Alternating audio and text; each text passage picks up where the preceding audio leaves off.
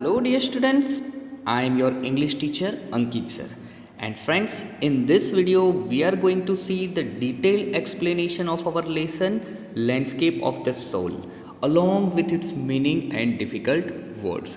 So friends, इस video की बात अगर स्पेशली की जाए तो ये एक बहुत ही बढ़िया सा चैप्टर है लैंडस्केप ऑफ द सोल।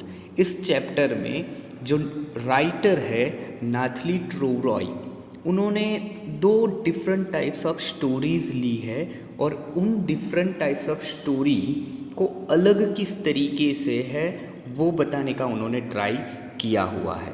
यहाँ पर वो दो स्टोरीज़ के बीच में कॉन्ट्रास्ट दिखा रही है। एक स्टोरी इन्होंने इस चैप्टर में दिखाई है वो है चाइनीज़ स्टोरी है, और दूसरी एक स्टोरी जिसके बारे में बात कर रही है वो है एक यूरोपियन स्टोरीज़।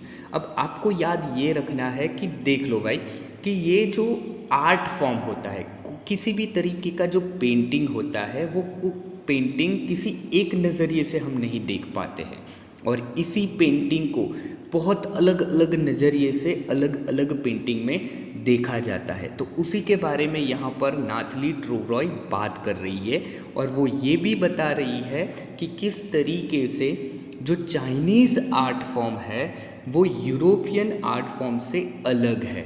यहाँ पर हम उसकी दो स्टोरीज़ के बारे में देखने वाले हैं, एक चाइनीज़ स्टोरी भी देखेंगे और एक यूरोपियन स्टोरी भी देखने वाले हैं, और उसके बीच में जो कॉन्ट्रास्ट है उस कॉन्ट्रास्ट के बारे में बात करेंगे। किस तरीके से जो चाइनीज़ आर्ट फॉर्म है उसमें उसका जो पेंटर है वो पेंटर किस तरीके से हमारे रीडर को उसे दिखाना चाहता है, वेरेस जो यूरोपियन पेंटर जो होता है वो पेंटर किस तरीके से अपने पेंटिंग में अपने रीडर को दिखाना चाहता है। ये सारी चीज़ें हम आज इस चैप्टर में पढ़ने वाले हैं। तो let's start our chapter landscape of the soul. और हाँ फ्रेंड्स, वहाँ पर जाने से पहले यहाँ पर आप एक बंदा देख रहे हो, ये कोई मामूली सा बंदा नहीं है फ्रेंड्स। इसके अपीयरेंस से आपको पता चल जाना चाहिए कि ये जो बंदा है वो शायद तो चाइनीज़ है या फिर तो जापानीज़ है, राइट। यहाँ पर जिसकी इमेज आप देख रहे हो वो कोई मामूली सा बंदा नहीं है फ्रेंड्स, वो अपने टाइम का सबसे महान एक माना जाने वाला एक पेंटर है जिसका नेम है वू दाओजी। अब वू दाओजी कौन है भाई? अगर आप ऐसा मान लो, मैं अगर आपको ऐसा कहूँ कि अगर कोई इंसान कोई पेंटिंग बनाता है तो वो पेंटिंग में खुद कभी गायब हो सकता है? नहीं ना। पर ये एक ऐसा इंसान था कि इस इंसान ने अपनी खुद एक रियलिस्टिक पेंटिंग बनाई थी, और उस पेंटिंग में एक ऐसी जगह थी जहाँ से डोर ओपन होता था और वहाँ से वो सीधा उस पेंटिंग के अंदर चला जाता था। कुछ ऐसा ही हम इस वीडियो में भी पढ़ने वाले हैं। इस चैप्टर जो है, हमारी जो स्टोरी है वो स्टोरी भी कुछ इसी तरीके से हमें बताने वाली है कि ये जो वू दाओजी है वो कितने महान पेंटर थे, अपनी सदी के वो मास्टर माने जाते थे। तो चलिए शुरू करते हैं हमारा लेसन।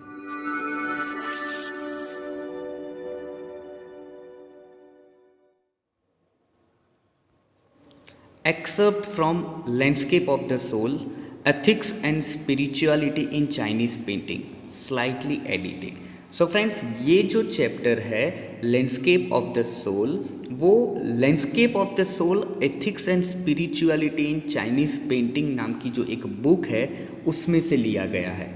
और यहाँ पर जो हमारे राइटर है नाथली ट्रूरॉय, उन्होंने इस चैप्टर में से जितना भी अंश लिया है उसमें थोड़ा बहुत एडिट करके हमें यहाँ पर बताया है। A wonderful old tale is told about the painter Wu Daozi who lived in the 8th century. अब यहाँ पर फ्रेंड्स हमें पहली ही स्टोरी हमारे जो राइटर है नाथली ट्रूरॉय वो बता रहे हैं, a wonderful old tale is told about the painter Wu Daozi. एक वू दाओजी करके जो अभी अभी मैंने जो आपको बंदा दिखाया है उसी के बारे में बात कर रहे हैं कि जो कि एक पेंटर था, उनके बारे में एक बहुत अच्छी कहानी बताई जा रही है जो कि 8th सेंचुरी में रहा करता था। His last painting was a landscape commissioned by the Tang Emperor Zhongzong to decorate a palace wall। अब यहाँ पर उनकी पेंटिंग के बारे में बात कर रहे हैं कि उनकी लास्ट पेंटिंग कौन सी थी। अ लैंडस्केप, एक लैंडस्केप पेंटिंग थी। फ्रेंड्स, पेंटिंग में भी बहुत बहुत अलग अलग टाइप के उसके अलग अलग टाइप्स होते हैं। जैसे कि हम कहते हैं कि पोर्ट्रेट पेंटिंग होती है, लैंडस्केप पेंटिंग होती है, राइट। पोर्ट्रेट जो पेंटिंग होती है जिसमें किसी इंसान का एक्चुअल फेस होता है, और लैंडस्केप पेंटिंग की अगर बात की जाए तो लैंडस्केप में बहुत सारा नेचर दिखाया जाता है। तो यहाँ पर वू दाओजी के द्वारा ड्रॉ की गई उनकी लास्ट जो पेंटिंग थी उनके बारे में बात की गई है। His last painting was a landscape commissioned by the Tang ampere. कौन है? ज़ाओंगज़ोंग, जो कि एम्पेयर था मिंग ऑफ टैंग का। मिंग ऑफ टैंग जो कि एक चाइनीज़ में एक जगह का नाम है, वहाँ का वो राजा हुआ करता था।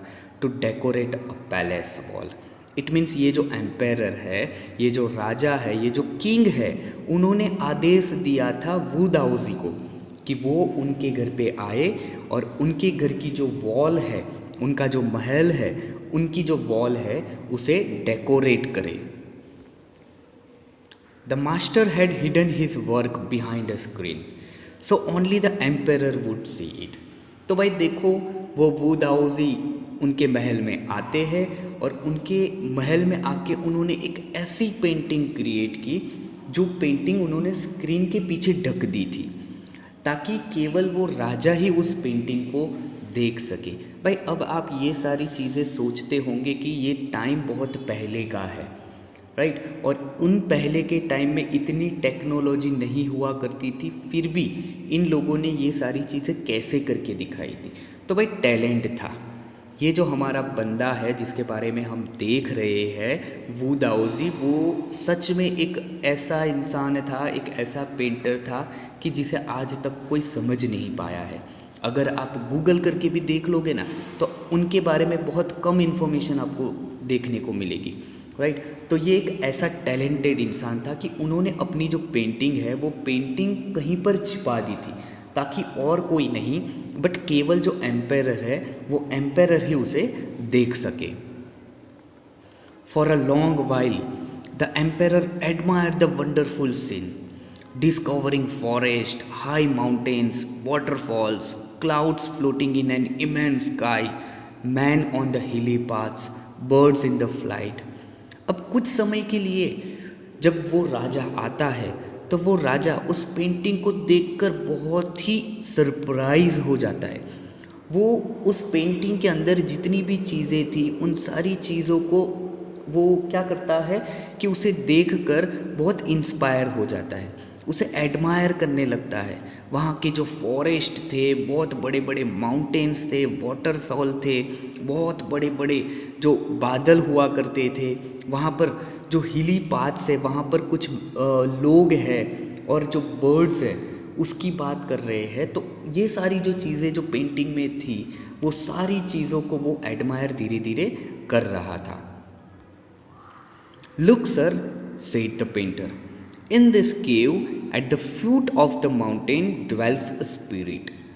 तब जाकर जो हमारा मास्टर है, पेंटर है, वू दाओजी कहते हैं कि सर देखिए, वो जो केव आपको दिख रही है वहाँ पर पेंटिंग में एक जगह होगी, उस जगह की ओर इशारे करता हुआ हमारा पेंटर कहता है, in this cave at the foot of the mountain dwells a spirit. वो कहते हैं कि ये जो माउंटेन है वो माउंटेन के फुट में एक स्पिरिट रहती है।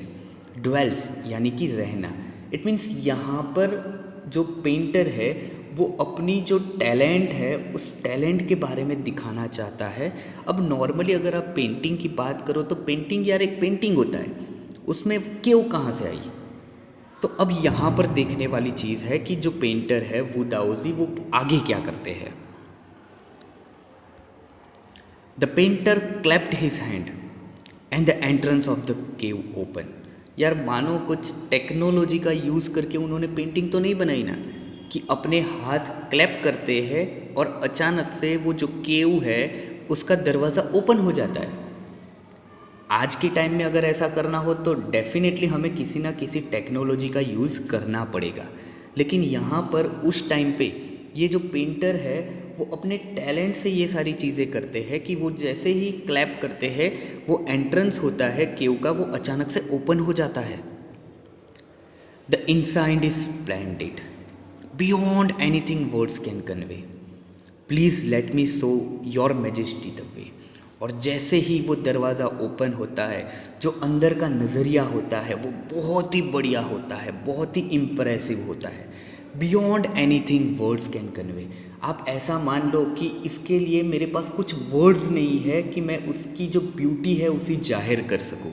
इतना अच्छा यहाँ पर वो नज़रिया था। Please let me show your majesty the way. और जो पेंटर है वो कहता है कि योर मैजेस्टी किसे कहते हैं उस टाइम पे या अभी भी अगर आप मान लो जो महान होते हैं, जो राजा होते हैं, उनके लिए जो वर्ड हम यूज़ करते हैं वो है योर मैजेस्टी। तो पेंटर कहता है कि योर मैजेस्टी मुझे आज्ञा दीजिए कि मैं आपको रास्ता दिखाऊं। The painter entered the cave but the entrance closed behind him, and before the astonished emperor could move or utter a word, the painting had vanished from the wall. Oh my God! ये क्या हुआ? अचानक से जैसे ही painter दरवाज़ा open करता है और उसके अंदर एंटर होता है, वो दरवाज़ा उसके जाने के बाद अचानक से बंद हो जाता है। And before the astonished emperor could move or utter a word, और अभी तक उसे उस राजा को कुछ समझ में आए या फिर कुछ बोले उससे पहले तो वो जो वॉल है, वो महल की जो वॉल है, उस वॉल पे से अचानक से पेंटिंग गायब हो जाती है। यार सच मानो ऐसा लग रहा है कि शायद हम सपना देख रहे हैं। ये सारी चीज़ें सपने के अलावा कहीं नहीं हो सकती है। कुछ ऐसी ही स्टोरी यहाँ पर बताई गई है वू दाओजी के बारे में। और मान लो फ्रेंड्स ये सच है, ये कोई करामती नहीं है, ये कोई जादू नहीं है, ये सच में ये हुआ है। तो ये सारी चीज़ें यहाँ पर हमें बताई गई है कि जैसे ही पेंटर एंटर होता है केव के अंदर, उसके पीछे जैसे ही दरवाज़ा बंद करता है अचानक से वो पेंटिंग है वो वॉल से गायब हो जाती है। Not a trace of Wu Daoji's brush was left, and the artist was never seen again in this world. जैसे ही वो गायब हो जाते हैं उसके बाद उनके द्वारा पेंट की गई एक भी चीज़ वहाँ पर नहीं बचती है। And the artist was never seen again in this world, और उसके बाद इस दुनिया में वू दाओजी कभी दिखे नहीं गए थे। इसीलिए बोला था ना फ्रेंड्स कि ये उनकी लास्ट पेंटिंग मानी जाती है, जो पेंटिंग उन्होंने इस राजा जो है उनके महल में बनाई थी। और उसके बाद वहाँ से वो इंसान, वो पेंटर कहाँ पर गया वो आज तक किसी को नहीं पता है। तो यार मान लो ऐसी बात कि यहाँ पर उन्होंने वो दाओजी जो है उनकी महानता दिखाने के लिए शायद ये सारी चीज़ें उन्होंने की होगी। Such stories played an important part in China's classical education.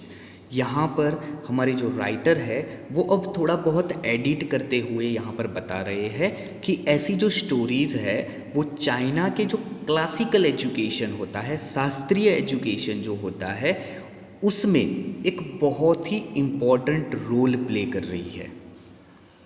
The books of Confucius and Zhuangzi are full of them. अब ये दो इंसान के नेम है कन्फ्यूशियस एंड ज़ुआंगजी, जो चाइनीज़ टीचर है। उन्होंने जो बुक्स लिखी है वो ऐसी स्टोरियों से भरपूर है। They help the master to guide his disciple in a right direction. और ये जो बुक्स है वो अपने मास्टर को, उनके जो फॉलोअर होते हैं, उन फॉलोअर को सही दिशा में ले जाने के लिए सबसे बहुत ही इम्पॉर्टेंट रहती है। तो ये जो बुक्स है वो ऐसी तो आपको चाइना में बहुत सारी बुक्स मिल जाएंगी जिसमें ऐसी स्टोरीज़ वू दाओजी की और ऐसे इनके जैसे बहुत सारे जो पेंटर्स हैं उनके बारे में दिखाई गई है। और ये किसने लिखी है? कन्फ्यूशियस एंड ज़ुआंगजी नाम के जो दो टीचर है उनके द्वारा लिखी गई ये बुक्स थी। Beyond the anecdote, they are deeply revealing of the spirit in which art was considered. Anecdote, anecdote क्या होता है? A short interesting story of a real person. अभी अभी हमने जो देखा वू दाओजी के बारे में जो स्टोरी हमने देखी वो एक छोटा सा एनेक्डोट है, और मैंने जैसे बताया कि वो एक रियल इंसान की एक इंटरेस्टिंग स्टोरी थी, राइट। तो यहाँ पर ये जो बुक्स है, राइट, कन्फ्यूशियस और जुआंगजी के द्वारा लिखी गई जो बुक्स है उसमें केवल उनकी रियल स्टोरीज नहीं बताते, they are deeply revealing of the spirit in which art was consider. जहाँ पर आर्ट का विचार किया गया है ऐसी चीज़ें बताते हैं, केवल स्पिरिट्स के बातें नहीं कर रहे, केवल स्पिरिट्स की बातें, या फिर आप ऐसा कह लो कि वहाँ पर केवल स्पिरिट्स को नहीं दिखाया जा रहे बट उनके अंदर का जो आर्ट है उस आर्ट को भी दिखाया गया है। कॉन्ट्रास्ट दिस स्टोरी और another famous one about a painter who wouldn't draw the eyes of a dragon he had painted for fear it would fly out of the painting, with an old story from my native Flanders that I find most representative of Western painting। अब यहाँ पर नाथली ट्रोवरॉय एक दूसरी story हमें दिखाने जा रही है, contrasting the story. It means ये जो स्टोरी हम देखने वाले हैं वो वू दाओजी के स्टोरी से बिल्कुल ही कॉन्ट्रास्ट थी, बिल्कुल ही अलग थी। उसमें क्या था? और another famous one about a painter who wouldn't draw the eyes of a dragon he had painted. अब एक ऐसे पेंटर के बारे में बता रहे हैं कि जिन्होंने ड्रैगन ड्रॉ किया था और उस ड्रैगन की आइज ड्रॉ करने से वो डर रहा था, और for fear it would fly out of the painting. उसे एक डर था, उस पेंटर को ये डर था कि अगर इस ड्रैगन की उन्होंने आइज ड्रॉ कर दी तो वो शायद उस पेंटिंग में से बाहर आकर उड़ने लगेगा। With an old story from my native Flanders. Flanders क्या होते हैं?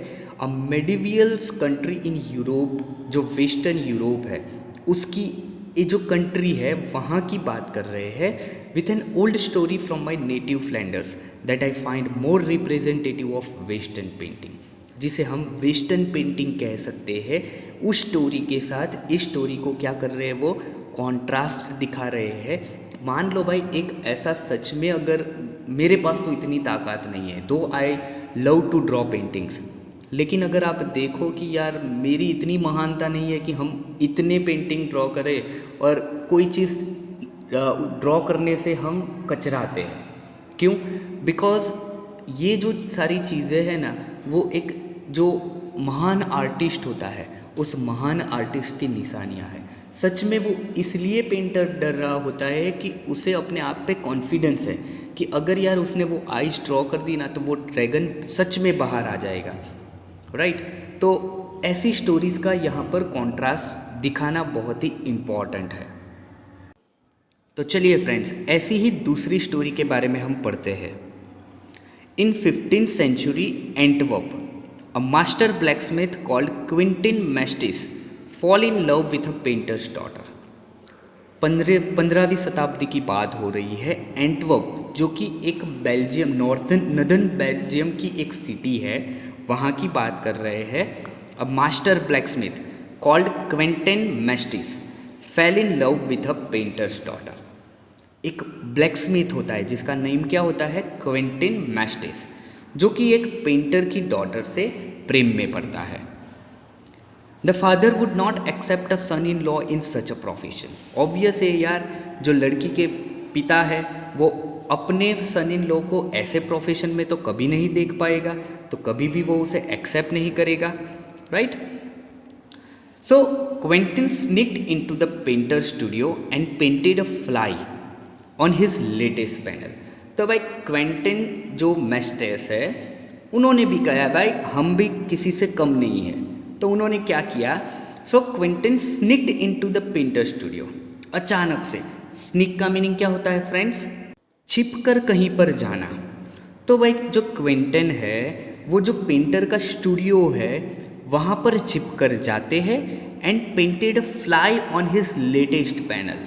एक बहुत बड़े कैनवास के ऊपर उन्होंने फ्लाई पेंट किया, मक्खी पेंट की। with such delicate realism that the master tried to sweat it away before he realized what had happened. Delicate realism. It means the quality of art that makes it seem so real. तो भाई उन्होंने जो एंट draw की थी, वो fly draw की थी, sorry एंट नहीं, मैं गलती से एंट बोल गया, जो उन्होंने फ्लाई ड्रॉ की थी वो इतनी रियल दिख रही थी, इतने डेलिकेट रियलिज्म के साथ उन्होंने वो ड्रॉ की थी कि जब मास्टर आते हैं, इट मीन्स वो लड़की के पिता जब उसे आते हैं तो वो एक्चुअल में उस फ्लाई को वहाँ से हटाना चाहते थे। इट मीन्स उसे हिट कर दिया उन्होंने कि शायद मेरा जो कैनवास है, जो पेंटिंग बोर्ड है, उसके ऊपर एक मक्खी आकर बैठ गई है, और उसे सच में उन्होंने ऐसे हाथ मार के हटाने का ट्राई किया। वो इतनी अच्छी ड्रॉ हुई थी, राइट। कहने का मतलब है कि वो it away before he realize what had happen, it means उसे कुछ समझ में आए उससे पहले उन्होंने उसे क्या किया, उसे हटाना चाहा। इट मीन्स फ्रेंड्स, यहाँ कहने का मतलब ये है कि हमारी दुनिया में ऐसे बहुत सारे पेंटर्स हैं, राइट, जिनकी महानता आप मानो सबसे ऊपर है, राइट। तो ऐसी दो कहानियों के बारे में यहाँ पर हमारे जो राइटर है नाथली ट्रोवरॉय, ये कुछ कॉन्ट्रास्ट दिखाना चाहते हैं। Quentin was immediately admitted as an apprentice into his studio. भाई ये जो लड़की के पिता है, उन्होंने जब क्वेंटिन मैस्टिस का पिक्चर देखा, पेंटिंग देखा, तब उससे उतने खुश हो गए कि उन्होंने ऐसा बता दिया, भाई आप एक काम करो, हमारे अप्रेंटिस बन जाओ। अप्रेंटिस का मीनिंग क्या होता है कि हमारे ट्रेनी बन जाओ और हमारे ही स्टूडियो में आप काम करो। कहते हैं ना फ्रेंड्स कि अगर प्यार किया है ना, तो प्यार के लिए इंसान कुछ भी कर सकता है। हालांकि ये जो बंदा है क्विंटन, वो एक बाय प्रोफेशन वो एक ब्लैकस्मिथ था, लेकिन उसके अंदर एक आर्ट थी, और वो आर्ट उन्होंने अपने फादर इन लॉ के सामने दिखा दी कि नहीं भाई, मैं भी आपसे कम नहीं हूँ, आप चाहो तो देख सकते हो, परख सकते हो। और उन्होंने ऐसा किया भी, और उन्होंने देखा कि सच में वो जो फ्लाई का जो पेंटिंग था ना, वो उन्होंने इतना अच्छा ड्रॉ किया था कि उन्होंने क्विंटिन को एक अप्रेंटिस के तौर पे उनके ही स्टूडियो में काम करने के लिए रख दिया था। He married his beloved and went on to become one of the most famous painters of his age।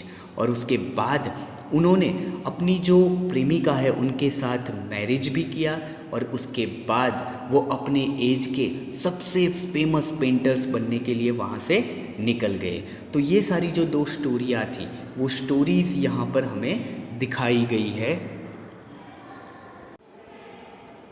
These two stories illustrate what each form of the art is trying to achieve। ये जो दोनों stories है, वो stories हमें ये illustrate करती है कि वो क्या अचीव करना चाहती है। हम उसे किस तरीके से देख रहे हैं वो भी इम्पॉर्टेंट है फ्रेंड्स। वो जो पेंटर है, वो पेंटर ने इन स्टोरीज़ को किस तरीके से, इस पेंटिंग को उन्होंने किस तरीके से बनाया हुआ है, वो क्या अचीव करना चाहते हैं वो हमें दिखा रहे हैं। A perfect illusionistic likeness in Europe. हमने जो अभी जो स्टोरीज देखी, जो स्टोरी देखी फ्लाई की, उसकी बात कर रहे हैं। A perfect illusionistic likeness. Illusionistic likeness का मीनिंग क्या होता है? An illusion created which resembles something. It means उन्होंने जो फ्लाई ड्रॉ की थी, वो फ्लाई इतनी रियल थी, उन्होंने एक इल्यूजन क्रिएट किया जो कि रियल फ्लाई के जैसा लग रहा था, राइट। तो ये जो यूरोप की जो पेंटिंग थी, वो कुछ इस तरीके का फॉर्म अचीव करना चाहती थी। The essence of inner life and spirit in Asia. और जो चाइनीज़ जो पेंटिंग था, उस पेंटिंग में वू दाओजी एक इनर लाइफ और स्पिरिट का एसेंस दिखाना चाहता था। अब चाइनीज स्टोरी की ही बात की जाए तो चाइनीज स्टोरी में क्या हुआ था कि जो राजा है, वो जो पेंटिंग है उसका आउटर अपीयरेंस उसे एडमायर कर रहा था, राइट। हालांकि जो वू दाओजी है, वो चाहते थे कि उनका जो इनर जो एडमायर है वो आपको एडमायर करना चाहिए, इनर ब्यूटी जो है वो उनको एडमायर करनी चाहिए, लेकिन ऐसा हुआ नहीं था।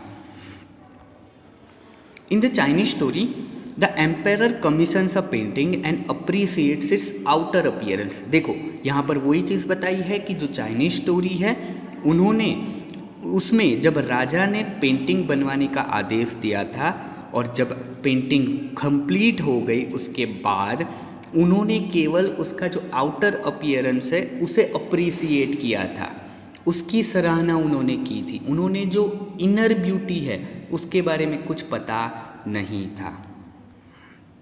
But the artist reveals to him the true meaning of his work. लेकिन वू दाओजी ने इनर जो ब्यूटी है वो दिखाई। He reveals to him the true meaning of his work. उन्होंने दिखाया कि मेरा ये जो आर्ट है वो आर्ट कोई नॉर्मल आर्ट नहीं है, right. The emperor may rule over the territory he has conquered but only the artist knows the way within. हालांकि एक राजा होने के नाते आपने जितना भी प्रदेश है वो प्रदेश आपने जीता होगा और आप उसके ऊपर रूल कर सकते हो, but only the artist know the way with in. लेकिन उसके अंदर का रास्ता वो तो केवल एक आर्टिस्ट को पता होता है, केवल आर्टिस्ट जानता है कि उनकी जो पेंटिंग है उसकी इनर ब्यूटी क्या है। Let me show the way, the दाओ, a word that means both the path or the method and the mysterious work of the universe। ये जो वर्ड उनकी जो स्टोरी थी उसमें दिखाए गए थे, let me show the way, मुझे रास्ता दिखाने दो। द दाओ, ये जो वर्ड है वो कहाँ से आया है, वो दाओजी के ऊपर से आया है। A word that means both the path और द मेथड, एक ऐसा वर्ड है जो दिखा रहा है कि उसका मतलब ही होता है रास्ता या फिर मेथड यानी कि रीत, and the mysterious work of the universe. और ये सारी चीज़ें दिखाती है कि वो दाओजी की जो पेंटिंग्स होती है वो सच में पूरे यूनिवर्स में बिल्कुल ही मिस्टीरियस वर्क्स माने जाते हैं। The painting is gone but the artist has reached his goal. हालांकि पेंटिंग तो वहाँ से चली गई लेकिन जो आर्टिस्ट अपना गोल हासिल करके गए बियॉन्ड एनी मटेरियल अपीयरेंस, कोई किसी भी मटेरियल अपीयरेंस का यहाँ पर उन्होंने जिक्र भी नहीं किया था, राइट। उनका एक ही गोल था कि उनको दिखाना था उस राजा को कि वो कितने महान पेंटर है, और वो गोल उस आर्टिस्ट ने अचीव कर लिया था। हालांकि पेंटिंग तो पहले से ही चली गई थी। A classical Chinese landscape is not meant to reproduce an actual view as would a western figurative painting। Friends, अब यहाँ पर जो दोनों आर्ट फॉर्म है, एक चाइनीज़ और एक वेस्टर्न, उसकी डिफरेंस के बारे में हमें बता रहे हैं कि a classical Chinese landscape is not mean to reproduce an actual view. कहने का मतलब यहाँ पर ये है, जो क्लासिकल चाइनीज़ लैंडस्केप होते हैं, लैंडस्केप पेंटिंग क्या होता है मैंने पहले ही आपको बता दिया है कि जिसमें एटमॉस्फेयर, नेचर दिखाया जाता है, राइट। तो एक क्लासिकल चाइनीज़ लैंडस्केप का मतलब ये नहीं होता है कि उसमें एक ही व्यू पॉइंट है, जैसा कि एक वेस्टर्न फिगरेटिव पेंटिंग में होता है। अब फिगरेटिव पेंटिंग क्या होती है, metaphoric representation of an art. It means जिसमें एक फिगर के रूप कुछ दिखाया जाता है, किसी का पिक्चर, किसी का पोर्ट्रेट दिखाया जाता है, जिसमें केवल सिंगल व्यू पॉइंट होता है कि आप उसे कहीं से भी देख सकते हो। लेकिन जो चाइनीज़ पेंटिंग होता है उसमें ऐसा नहीं होता है। Whereas the European painters want you to borrow his eyes and look at the particular landscape exactly he saw it from a specific angle. The Chinese painter does not choose a single viewpoint. जैसा कि मैंने आपको बताया वही सारी चीज़ें यहाँ बता रहे हैं कि whereas the European painter wants you to borrow his eyes and look at a particular landscape exactly as he saw it. जब हम यूरोपियन पेंटिंग देखते हैं तब यूरोपियन पेंटिंग में क्या होता है कि उसका जो एग्जैक्टली जो पेंटर है वो अपनी आँखों से वही चीज़ हमें दिखाना चाहता है कि जो उन्होंने ड्रॉ की है।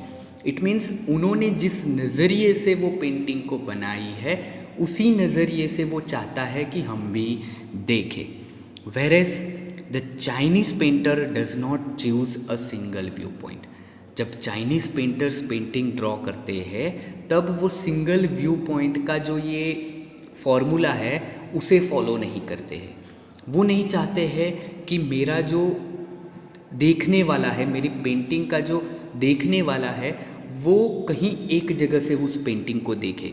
वो चाहता है कि वो कहीं से भी देखे और मेरी पेंटिंग को वो अच्छे से एंजॉय कर सके। His landscape is not a real one. जो चाइनीज़ पेंटिंग होते हैं वो लैंडस्केप पेंटिंग कभी भी रियल नहीं होती है। And you can enter it from any point then travel in it. The artist creates a path for your eyes to travel up and down and then back again in a leisurely moment. उन्होंने यहाँ पर वो चीज़ क्या बता रहे हैं कि जो चाइनीज़ पेंटिंग होती है वो चाइनीज़ पेंटिंग रियल नहीं होती है। आप उस पेंटिंग में कहीं से भी किसी भी पॉइंट से एंटर हो सकते हो और उसमें ट्रैवल कर सकते हो। जैसा कि आप देखते हो जो पहली स्टोरी हमें दिखाई गई थी वू दाओजी की, उस वू दाओजी की जो स्टोरी थी उसमें जो राजा है वो बहुत सारी चीज़ों को एडमायर कर रहा है, राइट। उन्होंने सबसे पहले फॉरेस्ट भी देखा था और लास्ट में उन्होंने जो चीज़ें देखी थी man on the hill, right, वो सारी चीज़ें वन बाय वन उन्होंने देखा था। वू दाओजी ने ये सारी चीज़ें उनको नहीं बताई थी आपको कि यहाँ से आपको एंटर होना है, राइट। तो यहाँ पर वो चीज़ें दिखा रहे हैं। उसके बाद उसमें वो ट्रैवल करते हैं। The artist create a path for your eyes to travel up and down. Artist ने ऐसे बहुत सारे रास्ते क्रिएट किए हैं ताकि आपकी आंखें उसके ऊपर फिरो सको। And then back again in a leisurely moment. And उसके बाद जब पेंटिंग पूरा ख़त्म होता है तो पूरे पेंटिंग को आप बिल्कुल ही रिलैक्स्ड वे में आप उसे एंजॉय कर सकते हो। This is even more true in the case of the horizontal scroll. अगर हम हॉरिजॉन्टल पेंटिंग की बात की जाए, राइट, तो ये सारी चीज़ में उसमें बहुत अच्छी तरीके से फिट होती है। किस तरीके से?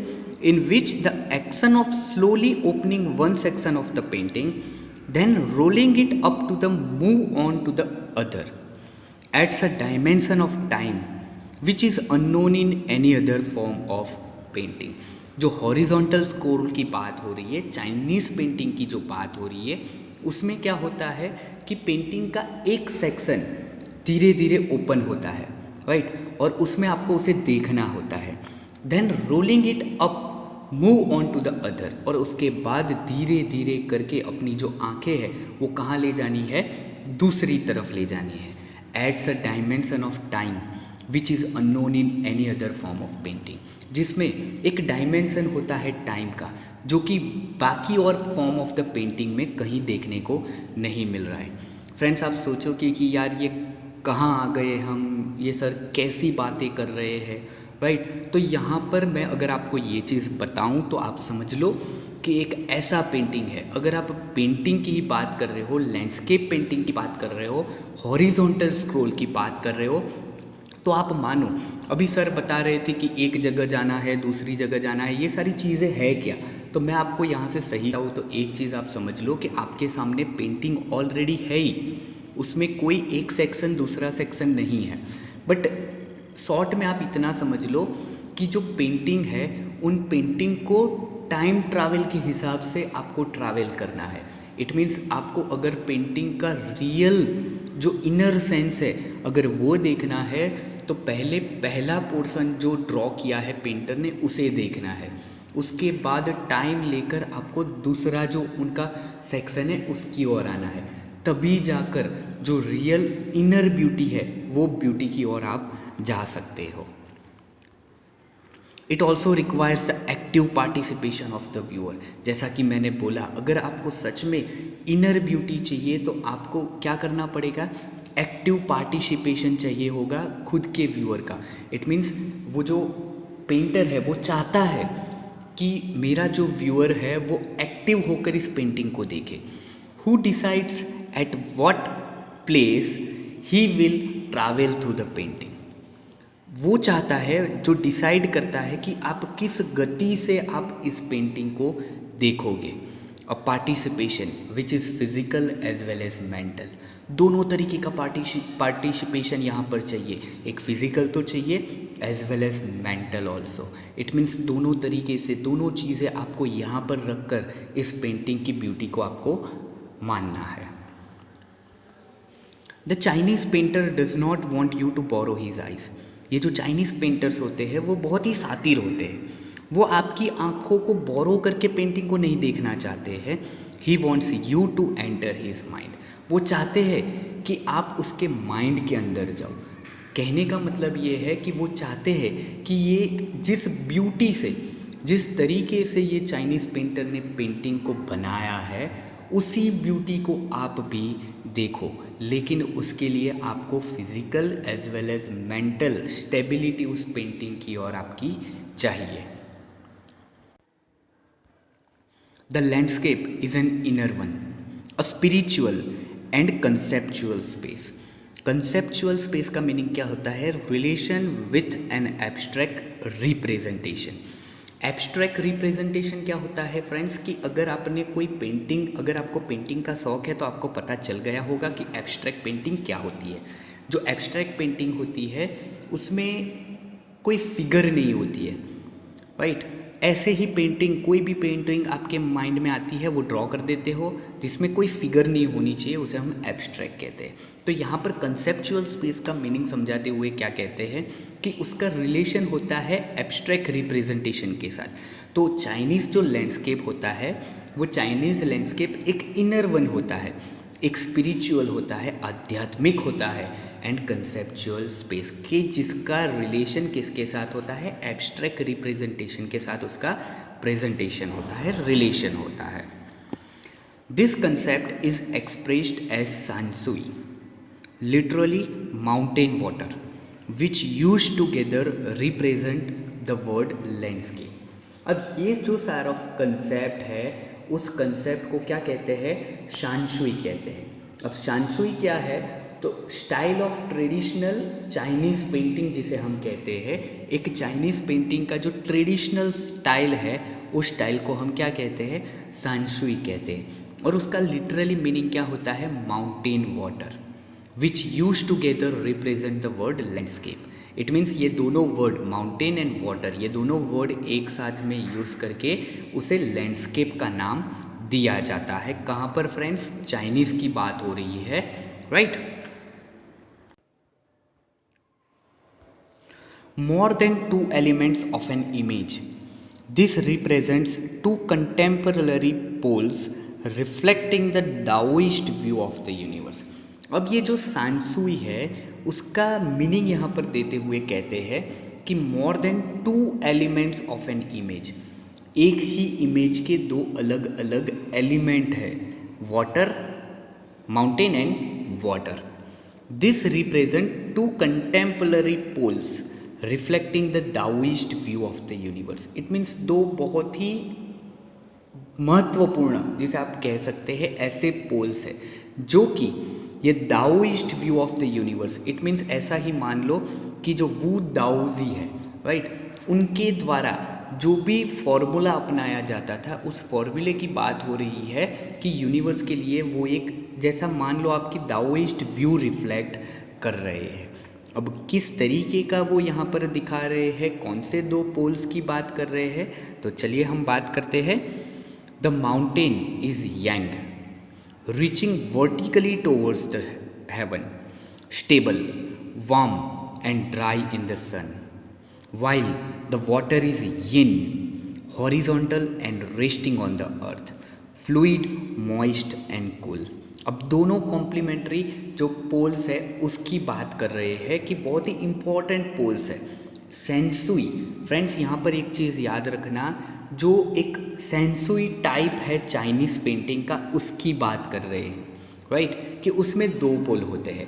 पहला है द माउंटेन, जिसका मीनिंग होता है चाइनीज़ में yang, reaching vertically towards the heaven. अगर आप देखते हो उसे, राइट, माउंटेन की अगर बात की जाए तो माउंटेन का मतलब एक पोल है, पोल क्या कहते हैं, जैसे हम लकड़ी लेते हैं उसे हम पोल कहते हैं। तो यहाँ पर जो माउंटेन है उस माउंटेन को क्या दिखाया गया है, वर्टिकली टुवर्ड्स हेवन, जो कि अगर उसका शेप देखा जाए तो उस शेप के हिसाब से वो एक ऐसा पोल है जो सीधा कहाँ जाता है, हेवन की ओर जाता है।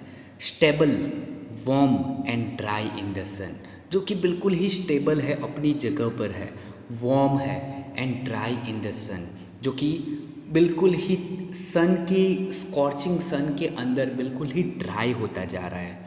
वाइल द वाटर इज़ यिन, और जो दूसरा पोल है उस दूसरे पोल को क्या बताया गया है, वाटर बताया गया है, जो कि चाइनीज़ में किस नाम से जाना जाता है, यिन के नाम से जाना जाता है। Horizontal and resting on the earth, उसका मीनिंग अगर देखा जाए तो ये यिन क्या है, बिल्कुल ही अर्थ के ऊपर कैसा है, हॉरिजॉन्टल वे में है, राइट। जिस तरीके से माउंटेन जो कि वर्टिकल है उसी तरह वाटर क्या है, हॉरिजॉन्टल है and resting on the earth, और वो अर्थ के ऊपर रेस्ट कर रहा है। फ्लूइड है, moist and cool, it means वो बिल्कुल ही प्रवाही के तौर पे है, फ्लूइड है, मॉइस्ट है जिसमें बेज है, और बिल्कुल ही ठंडा है। The interaction of yin, the receptive feminine aspect of universal energy and its counterpart yang, active and masculine, is of course a fundamental notion of Taoism। देखा यहाँ मैंने दाओइज़म का जो मीनिंग बताया था, a Chinese philosophy based on the writings of लाओ Tzu. अब ये लाओ त्सू है ना, वही वू दाओजी है, राइट। ये जो लाओ त्सू आप देख रहे हो वो ही वू दाओजी है। तो एक चाइनीज़ फिलोसॉफी है, उनके राइटिंग के ऊपर से वर्ड लिया गया है दाओइज़म। तो यहाँ पर क्या बता रहे हैं, the interaction of yin the receptive, यहाँ पर बहुत ही डिटेल में वो सारी चीज़ें बता रहे हैं फ्रेंड्स। जैसे कि हमारे इंडियन जो संस्कृति है, उस इंडियन संस्कृति की भी अगर बात की जाए तो ऑलमोस्ट कुछ इसी तरीके से है। अगर आपको जो शिवलिंग है उस शिवलिंग की हिस्ट्री पता है तो ये हिस्ट्री आपको बहुत अच्छे से समझ में आएगी। यहाँ पर वो क्या बता रहे, अगर आपने, हाँ उससे पहले मैं आपको ये चीज़ बता दूँ कि अगर आपको ये सच में नहीं पता है तो गूगल पे जाइए, यूट्यूब पे जाइए, वहाँ पर सर्च कीजिए कि जो हमारे शिवलिंग है, ठीक है, शिव जी का जो शिवलिंग है उसकी हिस्ट्री क्या है, ठीक है। तो यहाँ पर वो क्या बता रहे हैं, the interaction of yin the receptive feminine aspect of the universal energy. ये जो यिन है, जो वाटर है, उसे क्या बताया गया है, रिसेप्टिव बताया गया है, जो कि एक यूनिवर्सल एनर्जी का फेमिनाइन एस्पेक्ट माना जाता है। And it's counter part young, active and masculine. हालांकि यिन का काउंटर पार्ट कौन है, यंग, यानी कि माउंटेन, जो कि बिल्कुल ही एक्टिव है एंड मस्क्यूलाइन माना गया है उसे। फ्रेंड्स, जीवन की उत्पत्ति के बारे में यहाँ पर चीज़ें बता रहे हैं। वाटर उसे फेमिनाइन माना गया है, यंग यानी कि जो माउंटेन है उसे मस्कुलाइन माना गया है। Is of course a fundamental notion of Daoism. शायद दाओइज़म के द्वारा, इट मीन्स वू दाओजी की जो राइटिंग है, वो जो चाइनीज़ फिलोसॉफी की जो राइटिंग है, उसका शायद ऐसा मान लो कि ये फंडामेंटल नोशन है। इट मीन्स कि कोई भी पेंटिंग आप सांसुई आर्ट में बनाते हो तो उस सांसुई आर्ट में ये यिन का होना एंड यांग का होना बहुत ही फंडामेंटल है, बहुत ही ज़रूरी है। आप इन दोनों के बिना कोई भी सांसुई आर्ट का पेंटिंग बना सकते नहीं हो friends. What is often overlooked is an essential third element, the middle void, where their interaction take place। अब यहाँ पर ये दो कंटेम्पररी पोल्स के बारे में तो बात की गई है कि ये हर एक सेंसुई जो आर्ट होता है उसमें होना ज़रूरी है, लेकिन हमेशा जो ओवरलुक किया जाता है वो है थर्ड एलिमेंट, जो कि बहुत ही ज़रूरी है। और वो थर्ड एलिमेंट क्या है, द मिडल वॉइड। अब फ्रेंड्स, यहाँ पर मैं आपको चलो दिखाई देता हूँ कि सेंसुई आर्ट की जो पेंटिंग होती है वो किस तरीके की होती है। यहाँ पर आप देख सकते हो, ठीक है। ये जो इमेज है उस इमेज में आप अच्छे से देखोगे तो आप में बिल्कुल आपको दिखेगा कि बीच में का जो जगह है वो बीच की जगह में अनपेंटेड स्पेस है। इट मीन्स वो जगह पर कुछ पेंट नहीं किया है, वो ऑलरेडी पहले से कैसा है, वाइट है, राइट। यहाँ पर जो आप देख रहे हो उसकी बात कर रहे हैं। तो ये जो पोर्शन है वो थर्ड एलिमेंट है, वो थर्ड एलिमेंट जिसे मानते हैं मिडल वॉइड, जो कि एम्प्टी जगह है, बिल्कुल ही वैकेंट जगह है। Where there interaction take place, किसका इंटरेक्शन, जो कि माउंटेन है और वाटर है उनके बीच का जो इंटरेक्शन, जो फेमिनाइन एस्पेक्ट है, जो मस्कुलाइन एस्पेक्ट है, उनका जो इंटरेक्शन होता है वो इसी जगह पर होता है। This can be compared with the yogic practice of pranayam. Breathe in, retain, breathe out. The suspension of breath is the void where meditation occurs. यहाँ पर क्या बताया है, इस सारी चीज़ों को, ये इंटरेक्शन को किसके साथ कंपेयर किया गया है, योगिक प्रैक्टिस ऑफ प्राणायाम, प्राणायाम की जो योग प्रैक्टिस है उसके साथ उसे कंपेयर की गया है। कैसे, क्योंकि प्राणायाम की अगर बात की जाए, अगर आपको प्राणायाम आता है, योग आता है, तो आपको समझ में आएगा कि उसमें जो ब्रीदिंग पैटर्न है वो बहुत इम्पॉर्टेंट होती है। Breathe in, retain, breathe out. It means पहले सांस को अंदर लो, सांस को रोको और सांस को बाहर छोड़ो। The suspension of breath is the void where meditation occurs. It means जो जहाँ पर आप ब्रीथ को रोकते हो, सस्पेंशन यानी कि जहाँ पर उसे टिकाते हो, आप ब्रीथ को बाहर, अपने सांस को बाहर नहीं छोड़ते हो, उस जगह को क्या कहते हैं हम, वॉइड कहते हैं, जहाँ पर ये मेडिटेशन होता है। जैसे कि योग में हम मेडिटेशन करते हैं तो यही चीज़ इंटरेक्शन की बात हो रही है कि वो इंटरेक्शन कहाँ पर होता है, जहाँ पर आप ब्रीथ को स्टे करके, होल्ड करके रखते हो। The middle void is essential, nothing can happen without it. हालांकि ये जो सांसुई आर्ट है, उस सांसुई आर्ट में जो मिडल का जो वॉइड होता है, जहाँ पर कुछ भी पेंट नहीं किया होता है, वो बहुत ही ज़रूरी होता है। Nothing can happen without it, उसके बिना कुछ भी हो सकता नहीं है।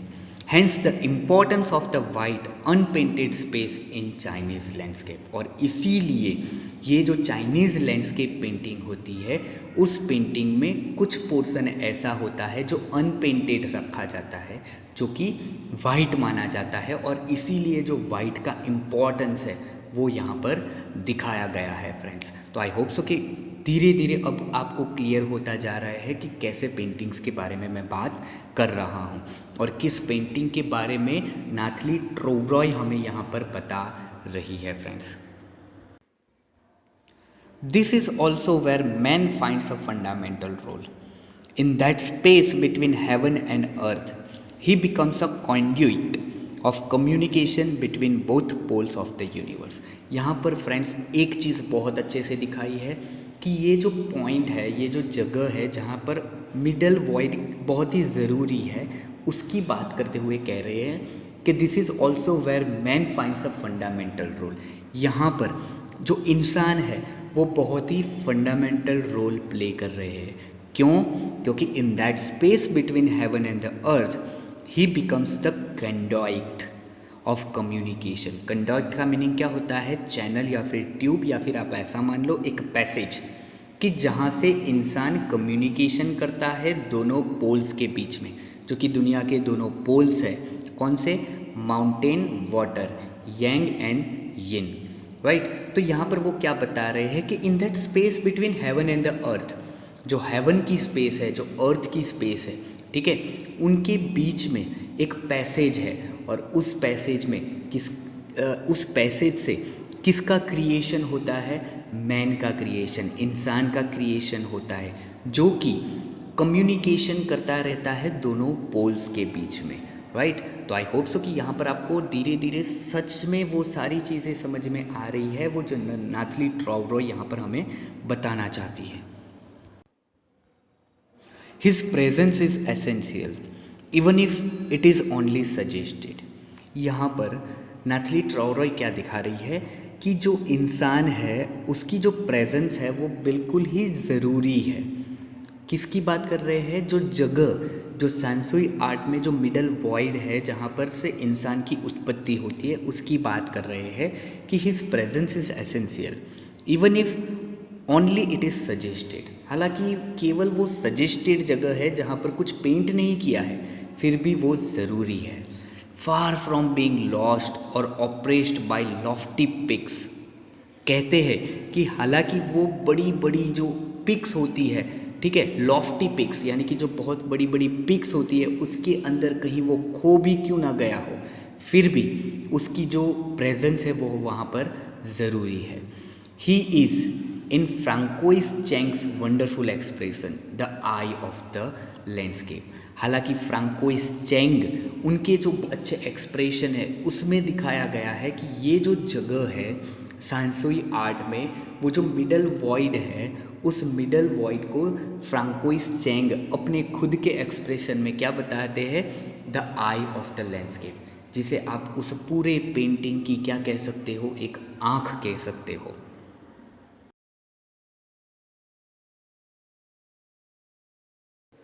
ओके सो फ्रेंड्स, ये था आपका part number 1 of landscape of the soul. I hope so friends कि मैंने यहाँ पर जितना भी आपको समझाने का ट्राई किया है वो आपको बहुत अच्छे से समझ में आ गया है। तो वीडियो को लाइक करते हुए जाना, वीडियो को शेयर करना अपने फ्रेंड्स के साथ। और हाँ फ्रेंड्स, आपको ये वीडियो कैसी लगी उसके लिए कमेंट बॉक्स में कमेंट भी ज़रूर से करके जाना। तो मिलते हैं फिर से पार्ट नंबर 2 में।